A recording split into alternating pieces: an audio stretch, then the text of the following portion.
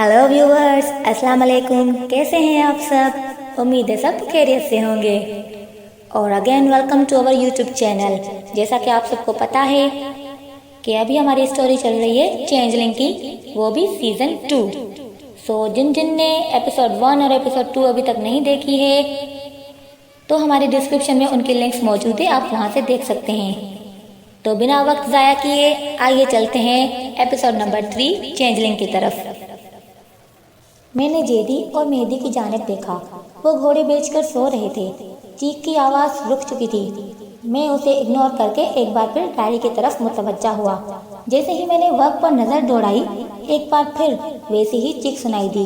मैंने डायरी एक तरफ रखी और तेज़ कदमों बाहर की जानिब बढ़ा। दरवाज़ा अंदर से बंद था। मैं थोड़ी देर दरवाजे के सामने ही रुककर किसी किस्म के शोर का इंतज़ार करने लगा, मगर कुछ भी ना हुआ। फिर मुझे लगा कि ये चीख कहीं बाहर से ना हो, इसलिए मैं हवेली के सहन में आ गया। वहाँ हाथों में टॉर्च लिए फयाज इधर उधर नजरें दौड़ा रहा था। क्या हुआ फयाज? मैंने पूछा। गांव में भेड़ियों का झुंड है। बाज़ औक़ात दो एक हवेली की दीवारें फैलांग कर अंदर आ जाते हैं। अभी भी ऐसा ही हुआ, मगर बेफिक्र रहें, मैंने भगा दिया है उन्हें। फयाज इत्मीनान से बोला। तो ये आवाज़ें भी उसी वजह से थीं? जी, उनको दौड़ाने के लिए मैंने लगाई थी, वो बोला। उसकी बात सुनकर मैंने सुकून का सांस लिया और अंदर चला आया। दोबारा डायरी उठाई और वहीं से पढ़ना शुरू किया। मुझे तब यकीन हो चुका था कि मेरा खुदशा ठीक था। हर दिन उसका खौफ बढ़ता जा रहा था। मेरे घर शबीर नामी एक बूढ़ा मुलाजिम भी रहता था। उसका कमरा ऊपरी जानिब था। वो खाना बनाने समेत घर के तमाम काम इंतहाई महारत से करता था। एक रात शबीर के कमरे से चीखने की आवाज़ आई। मैं दौड़कर उस जानिब गया। शबीर पसीने में शराब और कमरे के बाहर मौजूद था। क्या हुआ शबीर? मैंने पूछा। सर, कमरे के अंदर भेड़िया था। मैं जैसे ही अंदर दाखिल हुआ, वो सामने मौजूद था। शबीर अगरचा खौफसदा था, मगर अपने लहजे से जाहिर नहीं करना चाहता था। क्या कह रहे हो शबीर? यहाँ भेड़िए कहाँ से आ गए, और वो भी तुम्हारे कमरे में? मैं हैरान हुआ। सर, मुझे भी यकीन नहीं आता। अगर मैं अपने होश आवाज़ में हूँ और उसे ना देखता तो मैं बिल्कुल भी ये ना कहता। आज तक शबीर ने कभी ऐसी कोई बात न की थी जिससे उसके तोहम पर होने का शुबा हो।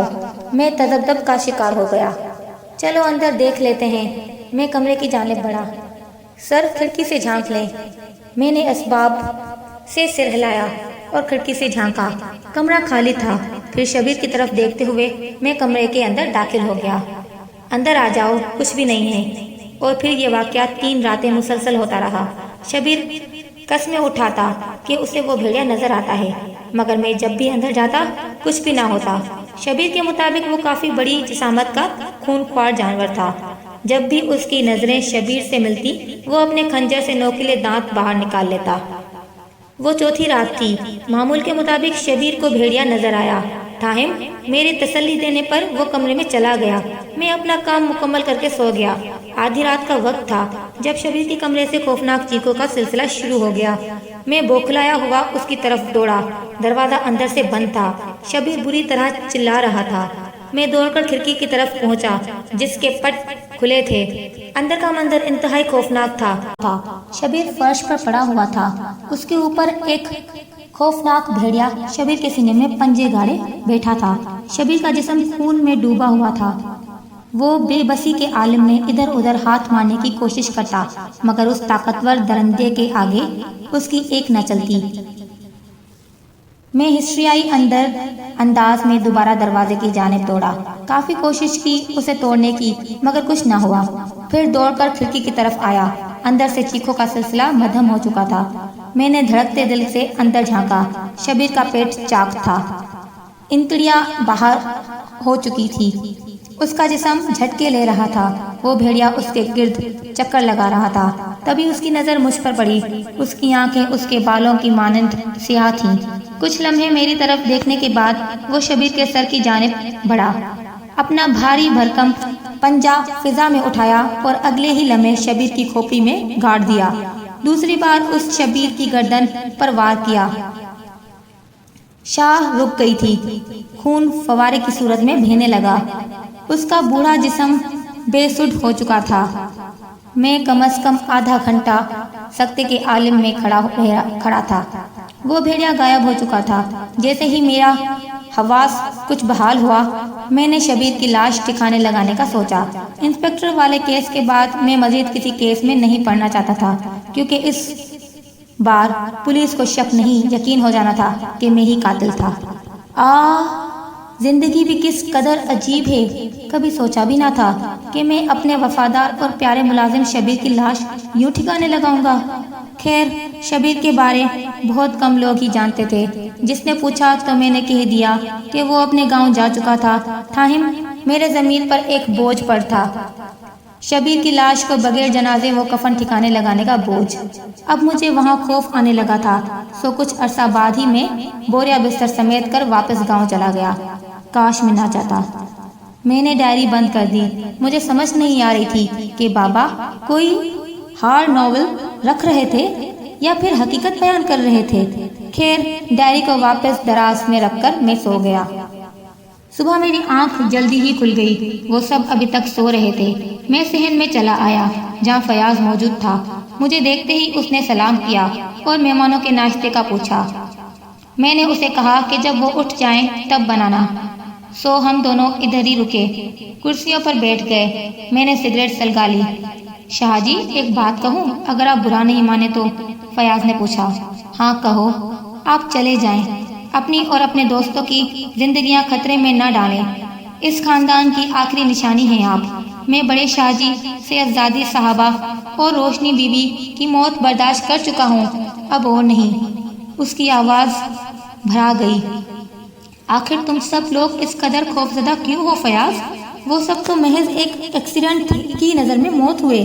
اب اس بات کا میری زندگی یا اس حویلی سے کیا تعلق ہے؟ تعلق ہے شاہ جی۔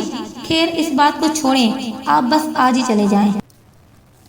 یہ بتاؤ، تم اس حویلی میں کب سے موجود ہو؟ اس کی سوئی میرے جانے پر ہی اٹکی ہوئی تھی، سو میں نے بات بدلنے کا سوچا۔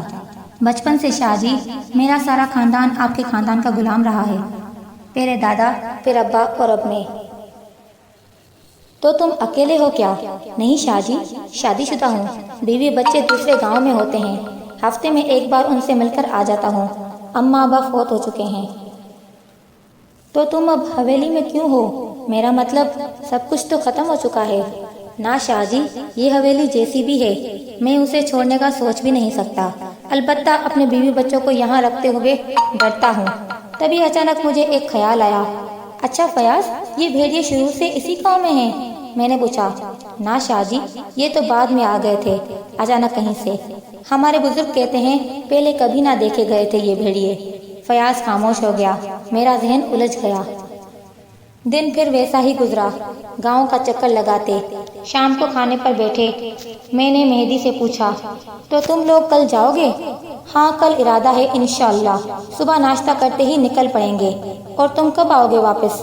میرا ابھی کنفرم نہیں ہے، سوچ رہا ہوں کچھ عرصہ رک جاؤں، کیونکہ اب زمینوں اور حویلی کی دیکھ بھال مجھے ہی کرنی ہے، سو تھوڑا ان سب باتوں کو سمجھ لوں۔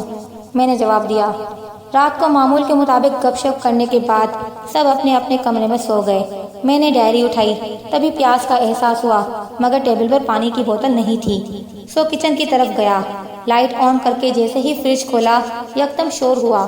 میں نے مڑ کر دیکھا تو چولہا جل رہا تھا اور آگ کے شعلے ایسے معلوم ہوتے جیسے کوئی خشک درخت آگ کی لپٹ میں ہو، مگر مجھے اچھی طرح یاد تھا کہ جب میں کچن میں داخل ہوا چولہا بند تھا۔ ڈرتے ڈرتے چولہا بند کیا اور پھر فریج کی طرف بڑھا۔ بوتل نکالتے ہوئے اچانک میری نظر نچلے کھانے پر پڑی۔ بوتل میرے ہاتھ سے چھوٹ گئی۔ اپنی چیخ پر قابو پاتے ہوئے میں پیچھے پلٹا۔ اس کھانے میں 3-4 سال کا ایک بچہ گھٹنوں کے بل سمٹا بیٹھا تھا۔ اس نے اپنا سر نیچے جھکایا ہوا تھا۔ کون ہو تم؟ میں مشکل سے بولا۔ اس نے یکدم چہرہ اوپر کیا۔ انتہائی اداس اور روہا چہرہ تھا، بڑی بڑی سیاہ آنکھیں۔ اسی وقت کچن کا بلب بند ہو گیا۔ میں بورڈ کی جانب دوڑا، اندھیرے میں ہاتھ مارا تو بٹن بند تھا۔ کانپتے ہاتھوں میں نے بٹن پر زور دبایا، بلب آن ہوا تو میں نے خوفزدہ نگاہوں سے فریج کی جانب دیکھا، وہاں کوئی نہ تھا۔ جلدی میں بوتل اٹھائی اور لائٹ آن کر چھوڑ کر میں واپس کمرے کی جانب دوڑا۔ کمرے میں پہنچ کر میں تھوڑی دیر ہانپتا رہا، پھر پانی کے بڑے بڑے گھونٹ لے کر بیڈ پر بیٹھ گیا۔ مجھے بیٹھے 5-10 منٹ ہی ہوئے تھے کہ ایک بار پھر چیخنے چلانے کی آوازیں آنے لگیں۔ اس بار بھیڑیے سمجھ کر میں نے آوازوں کو اگنور کیا۔ کچھ دیر بعد عثمان ہانپتا ہوا اور کانپتا ہوا اندر داخل ہوا۔ ادھر آؤ، وہ یہ کہہ کر واپس پلٹ گیا۔ میں پریشانی کے عالم میں اس کے پیچھے دوڑا۔ وہ کمرے سے گزرتا ہوا منسلک واش روم میں داخل ہوا۔ میں واش روم کے دروازے پر ہی رک گیا۔ اندر عباس کسی چیز کو پیچھے کی جانب کھینچ رہا تھا۔ میں نے غور کیا تو وہ کسی کے پاؤں تھے۔ میں فوراً اندر چلا گیا۔ سامنے ایک عجیب منظر تھا، ایسا منظر جو انتہائی ناقابل یقین ہوتا اگر میں خود نہ دیکھتا۔ نومی افقی رخ ہوا، میں مولوک تھا۔ اس کا سر دیوار پر لگے شیشے کے اندر تھا اور باقی جسم بھی اندر ہی دھنستا جا رہا تھا، جیسے کوئی بھرپور طاقت سے اسے کھینچ رہا ہو۔ شیشہ زیادہ چوڑا نہ تھا، اس لیے نومی کے جسم کا جو حصہ شیشے کے اندر نہیں سما سکتا تھا وہ ایسے کٹتا جا رہا تھا جیسے انتہائی تیز دھار آرا چل رہا تھا۔ میں عباس کی مدد کو دوڑا لیکن کوئی فائدہ نہ تھا۔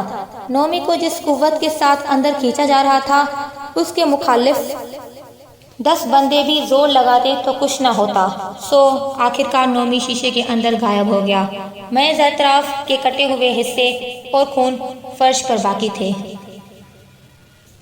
تو ویورز، چینجلنگ ایپیسوڈ نمبر 3 کیسی لگی آپ کو؟ کمنٹ سیشن میں ہمیں ضرور بتائیے گا، اپنی رائے سے آگاہ ہمیں ضرور کیجیے گا، اور جنہوں نے ابھی تک ہمارا چینل سبسکرائب نہیں کیا برائے مہربانی چینل سبسکرائب ضرور کریں اور بیل آئیکن کو پریس کرنا بالکل نہ بھولیں۔